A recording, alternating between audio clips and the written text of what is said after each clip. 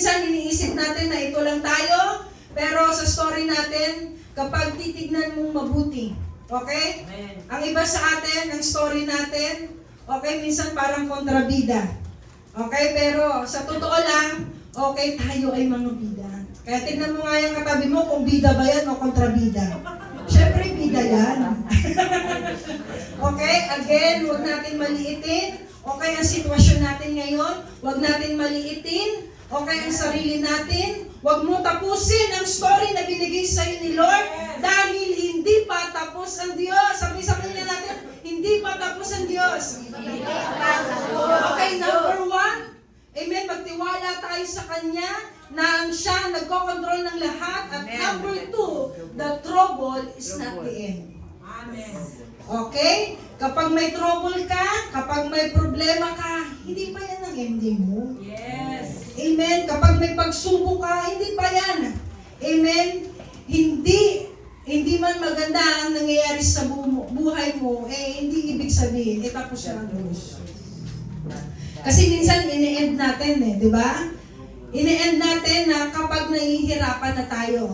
Amen? Tinatapos na natin agad porket hindi lang maganda. Amen. Ang nangyayari sa buhay natin. Meron ka nang sinimulan. Yes. Tandaan niyo na meron na tayong nasimulan. Okay? At ayaw ng Diyos na bumalik pa tayo sa dati. Amen. Yes. Amen? Ayaw na ng Diyos kasi kapag lumayo ka pa sa Kanya, nawala ka pa sa Kanya, saan na lang tayo pupulutin? Amen. Testimony nga, lagi sinasabi sa atin ng ating pastora, may pag nawala ang Diyos sa kanya, kunin na lang siya ng Diyos kasi wala namang kwenta ang buhay niya kapag siya pa ay nagpatuloy. Okay? Kasi wala nang kwenta, kaya kunin niya na lang. Okay? Kasi mas lalo tayong magiging malala. Yeah. Okay? Mas lalo kang magiging karnal na Christian. Dati hindi ka naman naninigarilyo, pero bumalik ka. May parang dati, mabait ka lang, sakto lang. Pero kapag binalikan mo yun, tapos nakakilala ka na sa Panginoon, umalis ka kay Lord, tumalikod ka sa Diyos, hindi malabo na magkaroon ka ng bisyo. Amen. Kasi kaya maging wise din tayo sa mga sinasamahan natin. Amen? Sabi dun sa verse, amen, na binasa natin, He who began a good work in you will carry on to completion until the day of Christ. Amen. Kung ano ang sinimulan sa atin ng Diyos, ay siya niyang tatapusin hanggang siya ay dumating. Kaya, nawala. Amen. Praise God. Kaya huwag tayo minsan sa buhay pala desisyon. Okay? Tingnan mo nga yan, yung katabi mo, minsan pala desisyon yan sa buhay. Okay?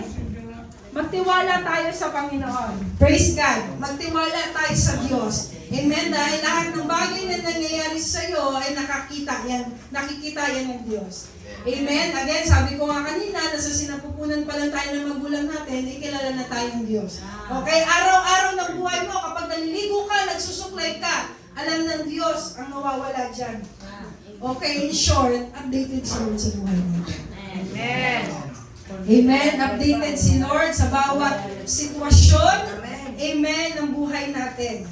Okay? Gusto ni Lord na tapusin natin kung ano ang sinimulan natin. Amen. Amen. Kasi kapag hindi natapos yan, ang ending niyan, masama.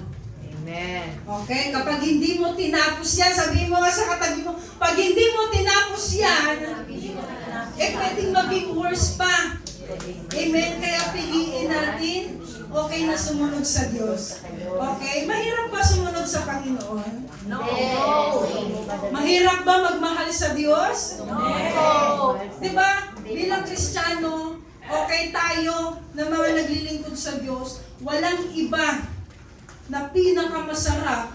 Naglilingkod nga tayo sa sekular, diba? Ako sa company, sa boss. Diba? Hanggang doon lang yun. Pero yung totoong kagalakan ko, yung totoong kasiyahan ko, yung paglilingkod sa Panginoon. Amen. Amen. Kaya tayo, maging ganon din tayo. Amen. Maging totoo tayo sa Panginoon, maging kagalakan natin lagi. Okay? Hindi yung, ay ano ba yan? Sunday na naman? Ano ba yan? Wednesday na naman? Ano ba yan? Sa ano na naman? Monday may morning, may don't watch ka umaga. Amen. Sabihin mo nga sa katabi mo, wag ganon. Huwag ganon. Balik na Amen. ganon. Balik Huwag na. ganon. Amen. Ang gusto sabihin sa atin ni Lord, amen, huwag natin tapusin. Okay, kapag nakakaranas ka lamang, okay, ng mga bagay na hindi maganda, negative things, amen, dahil kapag hindi lang maganda ang mood mo, eh wala na. Tandaan natin, okay, kahit na mag-fail tayo, hindi ibig sabihin, eh tapos na si Lord. Amen. Tandaan natin, kapag nadapa lang tayo, hindi ibig sabihin na tapos na ang Diyos sa buhay natin. Amen. Amen. Dahil sa minsan, sa kasalanan natin na nagagawa, amen, na feeling natin wala na, tapos na ang Diyos. Minsan kasi ganun yung feeling natin, di ba? Yung human nature natin, feeling natin abandonado na tayo ng Diyos. Amen. Feeling natin lumayo na ang Diyos sa atin porket nagkasala lang tayo, porket hindi lang tayo naka-attend. Okay, feeling natin ganun parang na-disconnect tayo. Pero ang totoo, amen, tandaan natin, okay na, hindi totoo yun. Okay na mahal tayo ng Panginoon. Amen, na nandyan lang lagi ang Diyos sa buhay natin.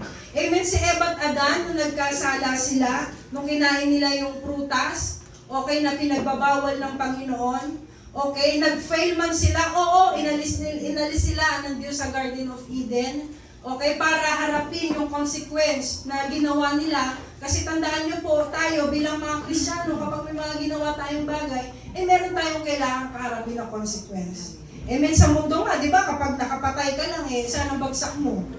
So ganun din sa Panginoon. Amen, merong consequence, pero hindi ibig sabihin, okay na nag-fail ka, hindi ka na mahal ng Diyos. Amen, dahil ang totoo, mahal ka pa rin ng Diyos. Hindi inabandona ng Diyos si Eva at Adan. Nag-fail man sila, pero nandoon pa rin yung purpose ni Lord sa buhay nila. Amen, may plano pa rin ang Diyos sa buhay nila. Sabi dyan ni Dr. Miles Monroe, failure is not the end of my story. Okay, trouble, okay, failure is not the end ng story natin. May nag-fail tayo, it's okay. Bumangon ka, bumagsak ka, okay lang, bumangon ka pa rin. Okay? Kahit ilang beses ka natumba, si Pacquiao nga, di ba, ilang beses natumba, pero sige lang.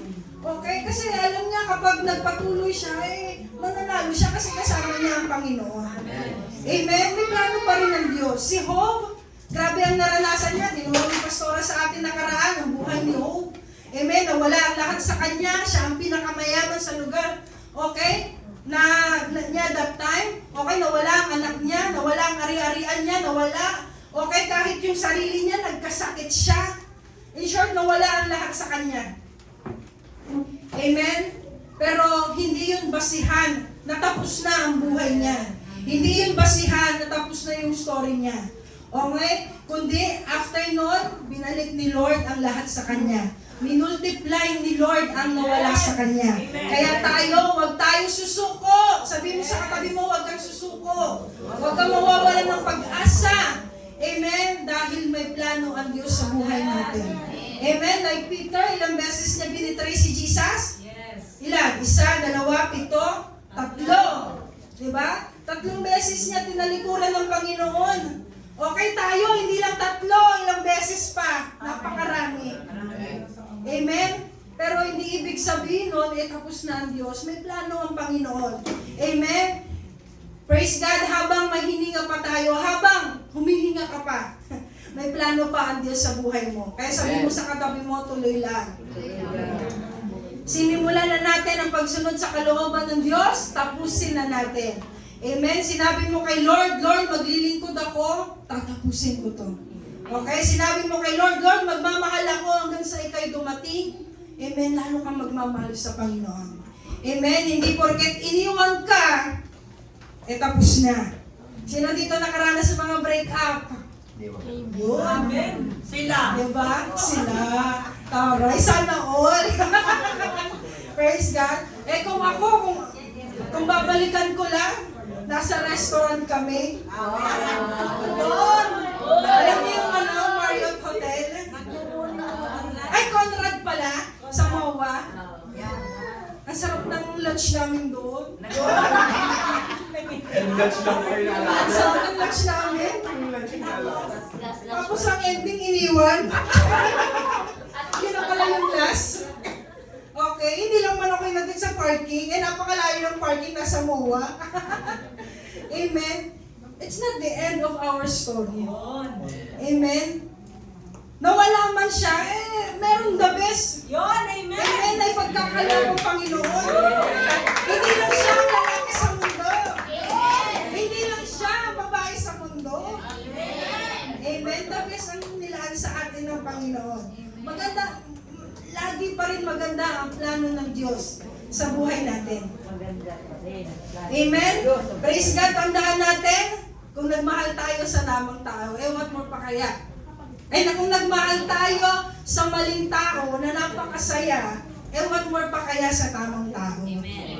Oh! Mamaya may mamay din dyan. Praise God.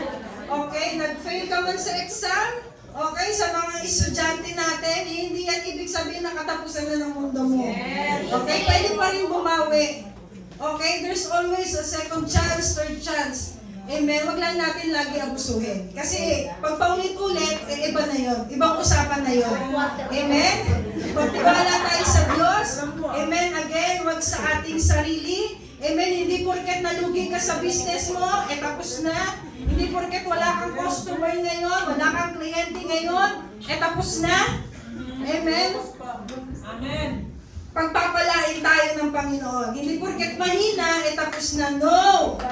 Amen? Laging may gagawin ng Panginoon. Kasi kapag nagtiwala ka sa sarili mo, kakayanan, it's either susuko ka or mapapagod ka. Kaya gusto ng Diyos na magtiwala tayo sa Kanya. Amen. Okay? At ayaw ni Lord na bumalik na tayo sa natin pinanggalingan. Sinimulan mo na, mag-repent, sumuko sa Diyos, ibigay sa Diyos ang buhay natin, ilubusin mo na. Amen, hanggang siya ay dumating. Amen, magtuloy-tuloy tayo sa Panginoon. Yung pananampalataya natin sa Diyos. Dahil merong magandang nangyayari sa buhay natin. Kapag, tandaan nyo, may magandang mangyayari lang sa iyo. Kapag sumunod ka sa kalooban ng Panginoon. Amen. Amen. Sino na napatunayan niyo na sumunod siya sa Diyos, binigay niya ang buhay niya sa Panginoon, o talagang pinagpala siya ng Diyos. Amen. Sabi, introduction nga ni Pastora kanina eh. Di ba? Ako hindi ko na-imagine na kasama ko si Pastora sa paglilingkod. Pero, yung buhay ko noon, yung mga blessing na nararanasan ko noon, mas higit ang pinaparanas ng Diyos. Amen. Okay? Praise God. Sa panahon na grabe. Kami nga rin masarap. Upuan lang eh. Mag-ano tayo, magkwentuhan, mag-sharing. Talagang ma-amaze ka sa ginagawa ng Diyos. Amen. Okay?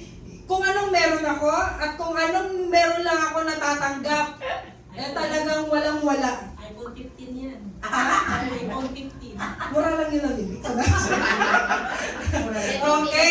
Praise God. Bagong-bago pa yun. Kaya ganun yun eh. Kapag naglilingkod ka kay Lord, sumusunod ka sa Diyos. Hindi mo kailangan maghabol sa pagpapala. Hindi mo kailangan maghabol sa pera. Dahil ang pera ang hahabol sa'yo. Sila mag-o-offer yung iPhone 15 ko. Kasi pinenta ko yung cellphone ko eh. Napakamura na binili ko. Magkano yan? Bagong-bago pa. Kakabili lang yan noong August. Ilang buwan pa lang. Kaya, wala 1/4 lang sa binayaran ko yung original price niya. Kaya tayo, mga anak ng Diyos, hindi mo kailangan ang pagpapala ang lalapit sa iyo. Ang pagpapala ang maghahabol sa iyo. Iba sa atin kasi todo kayod, grabe yung pagkakayod. Minsan, nakakalimutan na ang Diyos. Minsan, hindi na nagsisimba dahil sa kakakayod, kakabisnes. Hindi mo kailangan maghabol. Hindi mo kailangan mag-overtime sa trabaho. Para lang magkaroon ng pera. Para dumami lang ang pera. Kapag sumunod ka sa Diyos, naging tapat ka sa Panginoon, ang Diyos ang balakas. Proven and tested po yan. Sa lahat ng sumusunod sa Diyos. Amen. Kaya palakpakan natin ang Panginoon. Amen. Again, may magandang future na nilaan sa atin si na kahit na mag-fail tayo, ano man mangyari, hindi yun ang magde-define sa atin para hindi tayo magpatuloy sa Panginoon,